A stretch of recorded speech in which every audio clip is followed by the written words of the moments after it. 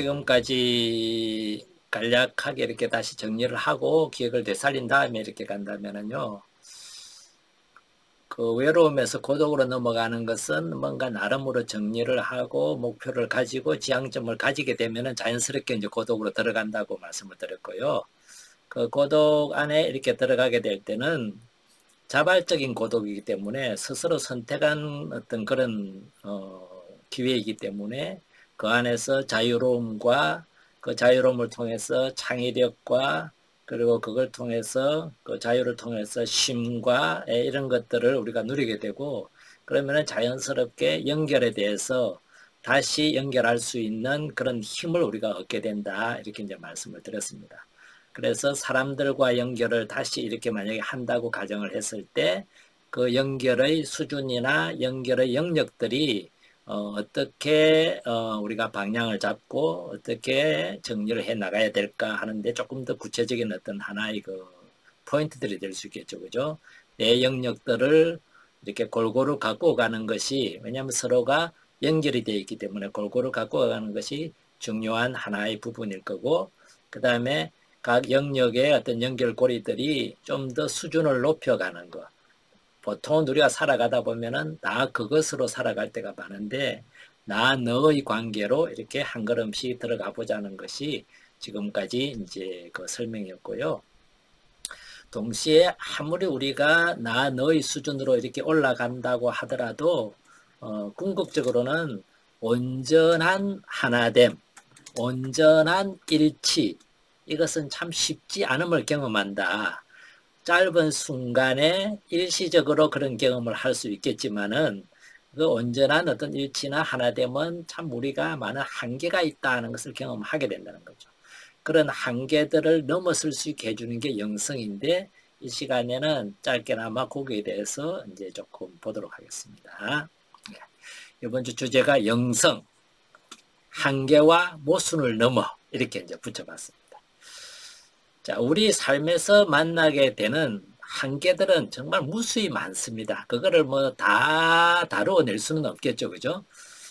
특히 연결을 지금 우리가 하고 외로움을 많이 느끼는 대상들이 주변에 있는 이웃들과 또 좀 더 이거를 폭을 좁히면 가족들, 친구들, 이제 아는 사람들과의 관계인데, 여기에 수준을 높여서 조금 더 온전한 나와 너의 관계로, 그리고 온전하게 하나됨, 일치됨, 그런 관계를 이렇게 누려보고자 한다 하더라도 우리는 그것에 대해서 실망하거나 그 앞에서 주저앉을 때가 이제 들어 있습니다.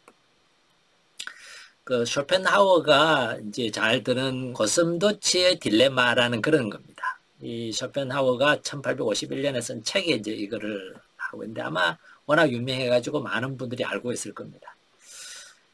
추운 겨울밤에 이 몇 마리의 고슴도치들이 이 추운 겨울밤이 너무 춥다 보니까 다른 고슴도치들한테 가까이 갑니다. 가까이 가서 서로 딱 붙어서 체온으로 조금 따뜻하게 이 추운 겨울밤을 나기 위해서 이제 막 뭉치게 되었죠. 뭉치게 되니까 어떤 일이 벌어질까요? 이 고슴도치는 가까이 뭉치니까 서로를 찌르게 돼요. 찌르니까 아파요. 아프니까 떨어져요. 떨어지니까 추워요. 자, 이거를 인간관계에다가, 인간의 어떤 연결관계에다가 이 쇼펜하우어는 비유를 했습니다. 겨울밤이라는 것은 외로움을 얘기하죠. 그죠? 그래서 그 외로움을 이기기 위해서 사람들에게 가까이 갑니다. 연결고리를 만들려고 그러고, 친밀감을 형성하려고 그러고, 너와 내가 남이 아니라 우리라는 그 틀 안으로 함께 들어가고자 하는 거죠. 한 울타리를 만들어 보고자 합니다. 그래서 가까워지면 가까워질수록 어떤 일이 생기죠? 상처받을 일이 많이 생깁니다. 길거리에 있는 모르는 사람한테 상처받는 일은 참 드물어요. 주로 가까이 있는 사람, 친한 사람, 믿었던 사람에게서 상처받는 경우가 훨씬 많죠. 그래서 떨어져요. 떨어지니까 추워요. 외로운 거죠. 그런데 사람마다 어떤 사람은 상처받는 것이 더 힘들기 때문에 차라리 외로운 것이 낫다 해서 외롭게 지내는 사람이 있고, 어떤 사람은 그래도 외로운 건 너무 힘들어. 그래서 또 사람한테 가까이 가서 또 반복적으로 계속해서 상처를 받고 그렇게 살아가기도 하고. 쇼펜하우어가 이런 얘기를 합니다. 저 고슴도치가 붙었다 떨어졌다 붙었다 떨어졌다를 반복하다가 적절한 거리를 발견한다는 겁니다. 온기도 조금 느끼고 상처도 조금 덜 받을 수 있는 그런 적절한 거리를 발견하게 된다는 거죠. 사람도 참 그런 것 같아요. 우리가 인간이라는 말 자체가 참 묘하게도 인자가 무슨 인자죠? 사람 인자입니다. 서로 기대고 있는 모습을 한문으로 보면은 그렇죠. 근데 간자는 무슨 간자죠? 사이 간자입니다. 사이라는 건 뭐죠? 거리를 말해요. 간격을 말합니다. 사이가 좋다 이러면 뭔 뜻이죠? 적절한 사이를 거리를 가지고 있다는 거예요. 그런 사람을 그래서 그런 관계를 이끌수는 참 사이가 좋네 이렇게 말해요. 사이가 없으면 어떻게 될까요? 그 거리가 없어지면은 이제 상처투성이가 될 수 있는 위험성이 있다는 것을 아마 우리 조상들도 간파를 했나 봐요. 그래서 사이가 좋다는 말은 그 적절한 거리를 인정하는 말이기도 합니다. 그런데 문제는요. 문제는 어디에서 생기느냐 하면은 쇼펜하우어도 그런 얘기를 했지만은 이 적절한 거리, 그래서 쇼펜하우어는 그걸 예의라고 이제 표현을 해요. 그 적절한 거리 예의라고 표현을 하는데 예의를 지키면 여러분들은 어떤 느낌이 들어요? 가깝다는 느낌이 들어요. 친하면 말을 놓아하죠. 우리 문화에서는. 예의를 지키지 않을 때 오히려 예의를 내려놓을 수 있을 때 그 관계를 우리는 어떻게 얘기해요? 아주 가까운 관계라. 너나 하는 관계다. 이렇게 말해요.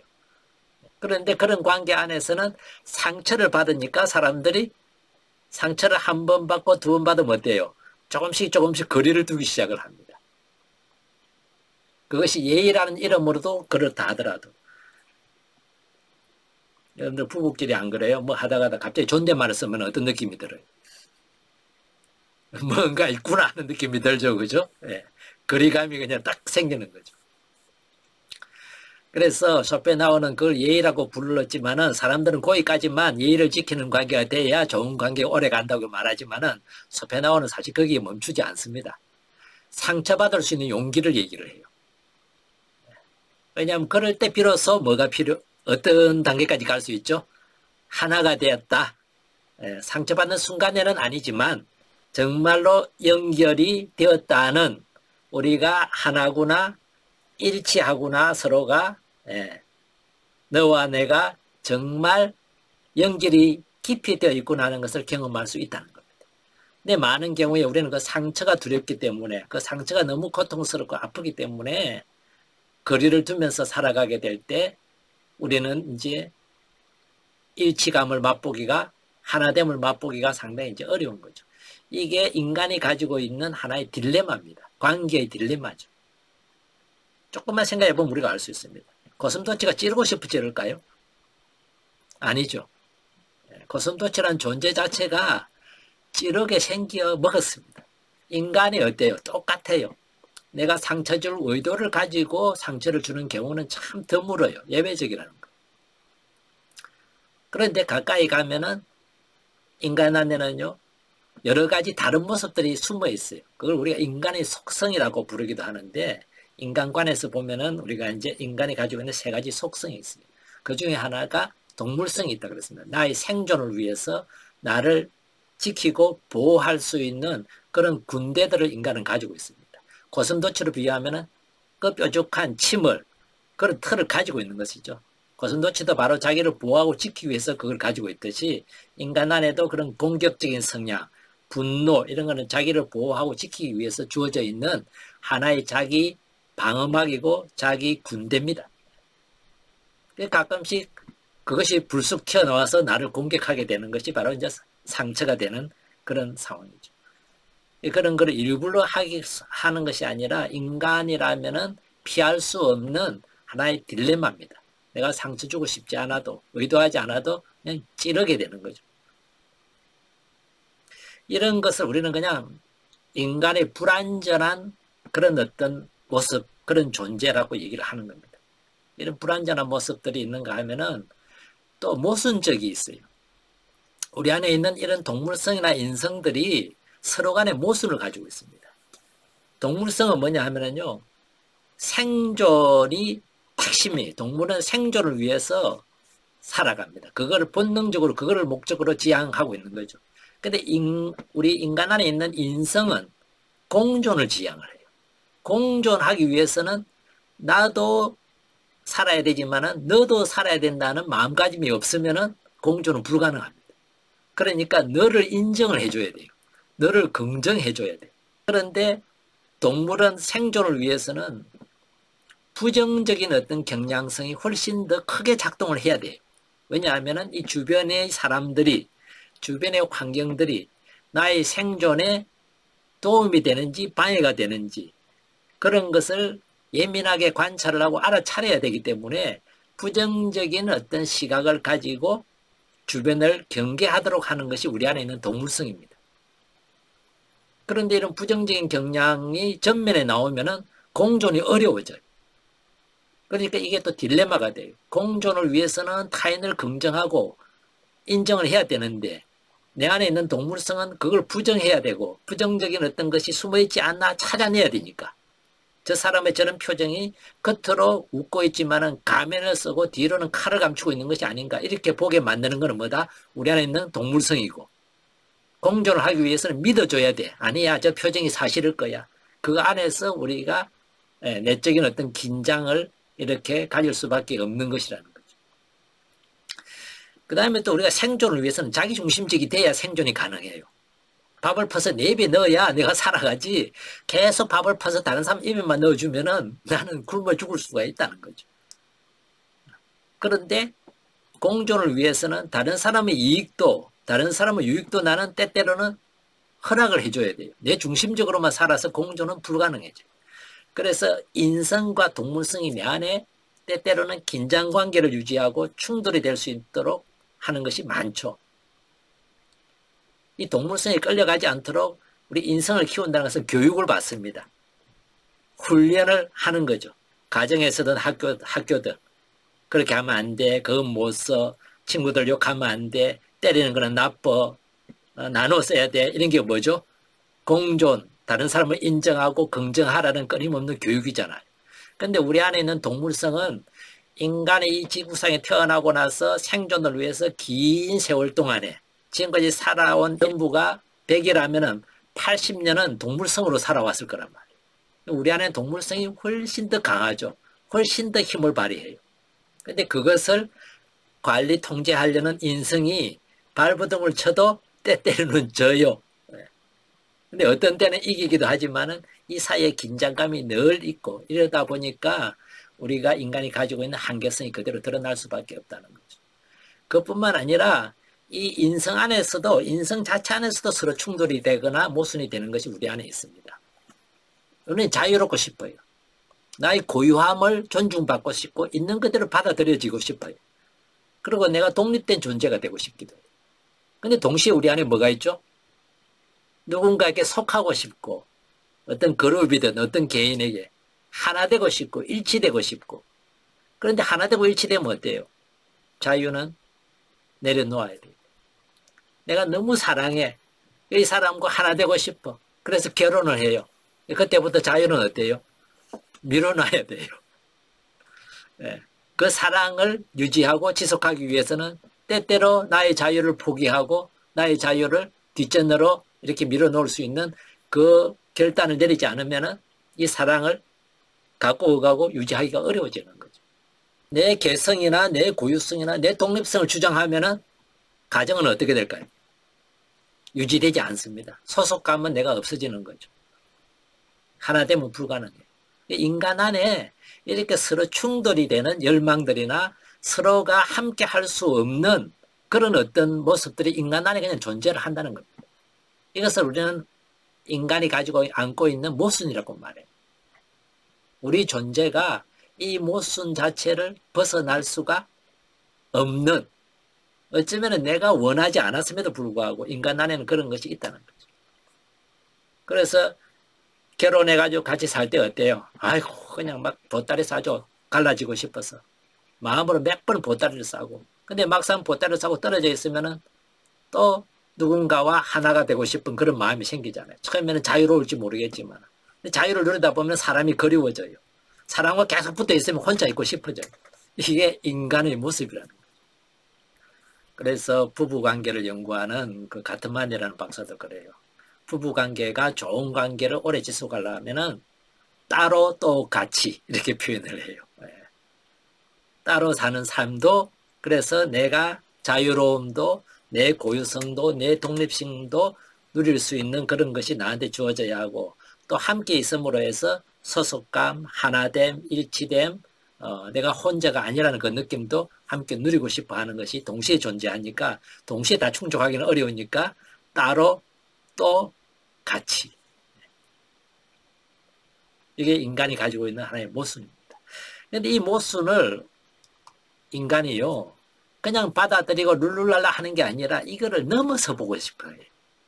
이걸 어떻게든 해결해 보고 싶어요. 그런데 우리 안에 있는 동물성이나 인성이 있는 한, 또 내 인성 안에서 서로 간의 충돌을 가져올 수 있는, 긴장을 가져올 수 있는 이런 모순적인 그것이 있는 한 이것을 해결하기가 쉽지가 않은 거죠. 그럼에도 불구하고 인간들은 이거를 넘어설 수 있는 방법이 없을까? 거기에 대한 갈망들이 있죠. 이 갈망들을 우리는 다르게 표현하면 자기를 이렇게 넘어서 보고자 하는, 이런 한계들을 한번 넘어서 보자. 이런 어떤 벽이라고 여겨지는 것이 결코 그냥 벽일까? 아니면 내가 넘어설 수 있는 가능성이 전혀 없을까? 이런 것들을 우리가 꿈을 꿉니다. 이런 걸 꿈꾸는 것 자체를 우리는 뭐라 부르냐면, 우리 안에서 지금 이 현실을 뛰어넘고자 하는, 뛰어넘는다는 말을 우리는 초월한다, 넘어선다는 개념으로 부릅니다. 자신의 한계, 자신이 가지는 모순을 넘어서서 좀 더 큰, 좀 더 나은, 좀 더 내가 알고 있는, 내가 지금까지 경험하고 있는 나보다, 우리보다 더 큰 무언가를 한번 찾아보자. 그래서 이런 모순들이나 이런 것들을 한번 해결해 보자, 한번 넘어서 보자. 이런 것을, 이런 갈망들, 이런 열망들이 우리 안에 있는데, 이것을 그냥 우리는 뭐라 부르냐면은 초월하고자 하는 열망. 다르게 표현하면 이걸 영성이라고 불러요. 인간 안에는 신자든 아니든, 종교를 믿든 안 믿든 이런 영성들을 다 가지고 있습니다. 그래서 이거를 결국은 넘어설 수 있게 해주는 것이 뭐냐 하면은, 더 큰 무엇과 연결되었을 때 내가 지금 이 현실들을 넘어설 수 있는 더 큰 무엇이 될 수 있는 거죠. 그죠? 그것을 우리가 이제 영성이라 그러는데, 영성이 이런 관계의 모순이나 관계가 가지고 있는 한계들을 넘어설 수 있게 해주는, 말 그대로 초월하고자 하는 그 열망을 더 활성화시키고 더 꽃피우는 어떤 여정입니다. 자, 초월이 뭐냐 하면은요, 초월은 글자대로 보면은 넘어서려는 건데, 우리가 보통 성장하잖아요. 사람이 그냥 육체만 커지는 게 아니라 마음이 점점 커지기도 하고, 세상을 보는 관점이 넓어지기도 하고, 어떤 것을 볼 때 그냥 겉만 보는 것이 아니라 깊이 속까지 볼 수 있는 눈을 키워가는 것, 이런 것 자체가 우리가 인간이 성장한다고 말할 때, 이 성장의 동력이 뭐냐 하면은 이 초월입니다. 초월은 지금 현재의 내 모습, 지금 현재의 내 상황, 지금 현재 내 자신을 한번 넘어서 보고 싶은, 그래서 좀 더 나은 내가 되고 싶고, 좀 더 나은 나 자신의 삶을 갖고 가고 싶은 것이 바로 성장에 대한 초월하고자 하는 것이기 때문에, 이 초월은 바로 이런 성장의 동력이 된다는 겁니다. 우리 안에 이런 성장의 동력으로서 초월성이 있고, 이 초월성은 또 바로 영성으로 향하는 문이라고도 표현할 수 있습니다. 그냥 단순히 나만 넘어서는 것이 목표가 아니라, 나를 넘어서 있는 더 큰 존재가, 내가 지금은 모든 걸 알고 있다고 생각하고 많은 걸 경험했다고 생각할 수 있지만은, 내 경험의 너머에 있는, 내 지식의 너머에 있는, 내 이성적인 어떤 판단이나 이성적인 어떤 그런 지혜의 너머에 있는 어떤 신비한 그런 존재가 없다는 보장이 있을까? 나라는 존재를 존재하게 된 그 힘의 근원은 무엇일까? 내가 어느 날 눈 떠보니까 이 세상에 내가 살고 있는데 나는 내가 원해서 대한민국에 태어난 것도 아니고 내가 원해서 2000년대에 태어난 것도 아니고 내가 원해서 남자로 여자로 태어난 것도 아닌데 그냥 주어져 있는데 그럼 무엇에 의해서 주어졌을까? 왜 생명을 내가 가지고 이 세상에 났을까? 아무 이유가 없을까? 그냥 우연일까? 아니면 어떤 목적이 있을까? 목적이 있다면 그게 무엇일까?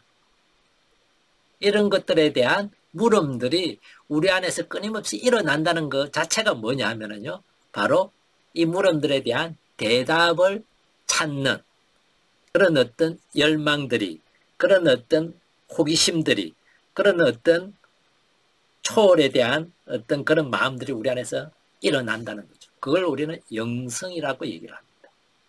그래서 좀 더 나를 넘어서는 큰 존재, 그것이 존재이든 아니면 그 무엇이든 그것이 무엇일까 한번 추구해보자, 찾아보자, 한번 탐색해보자. 그걸 가능하게 하는 것이 우리 안에 있는 초월성이라는 겁니다. 그 열망들이 우리 안에 다 있다는 거죠. 그래서 이제 이런 것들을 가지고 우리가 본다면 영성이라는 것은 이런 우리를 뛰어넘어 있는 어떤 존재든 어떤 힘이든 이것과 연결고리를 만들고자 하는 것. 한번 만남을 해보고자 하는 것. 그래서 만났을 때 내가 뭔가를 만나면 그 만남의 그 여운들이 항상 우리 안에 남아있게 돼요. 그걸 우리는 체험이라고 부를 수 있는데 그 체험이 우리의 마음가짐과 삶의 태도에 그대로 영향을 미쳐요. 이 강의를 들으신 분들은 듣지 않으신 분에 비해서 다른 체험들을 하는 거잖아요. 이 체험들이 우리 삶에 알게 모르게 내가 의식을 하든 안 하든 영향을 미치게 돼요.